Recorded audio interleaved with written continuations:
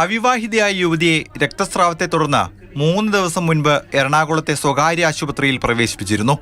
വയറുവേദനയാണെന്ന് മാത്രമാണ് ഡോക്ടർമാരോട് പറഞ്ഞത്. സംശയം തോന്നിയ ആശുപത്രി ജീവനക്കാർ കൂടുതൽ ചോദിച്ചപ്പോൾ പ്രസവിച്ചെന്നും കുഞ്ഞിനെ അമ്മത്തൊട്ടിലിൽ ഏൽപ്പിച്ചെന്നും വ്യക്തമാക്കി. പെരുമാറ്റത്തിൽ അസ്വാഭാവികത കണ്ടതോടെ ആശുപത്രിയിൽ നിന്ന് വിവരം പോലീസിനെ അറിയിച്ചു. വനിതാ ഉദ്യോഗസ്ഥരെത്തി ചോദ്യം ചെയ്തു. പ്രസവിച്ച ശേഷം കുഞ്ഞിനെ കുഴിച്ചിട്ടെന്ന് വെളിപ്പെടുത്തി.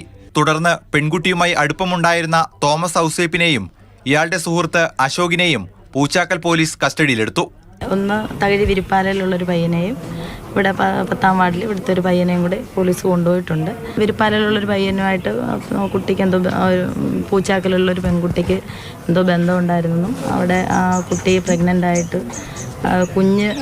കുഞ്ഞ് എങ്ങനെയോ മരണപ്പെട്ട് എവിടെയോ കൊണ്ടുവന്ന് അടക്കിയിട്ടുണ്ട് എന്നുള്ളൊരു അറിവാണ്. കസ്റ്റഡിയിലുള്ളവരെ ഇന്ന് കുട്ടിയെ കുഴിച്ചിട്ടു എന്ന് കരുതുന്ന തകഴി കുന്നുമ്മയിലെ സ്ഥലത്തെത്തിച്ച് തെളിവെടുക്കും.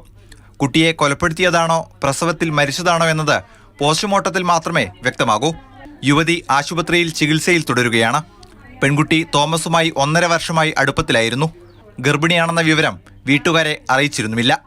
മാതൃഭൂമി ന്യൂസ്, ആലപ്പുഴ.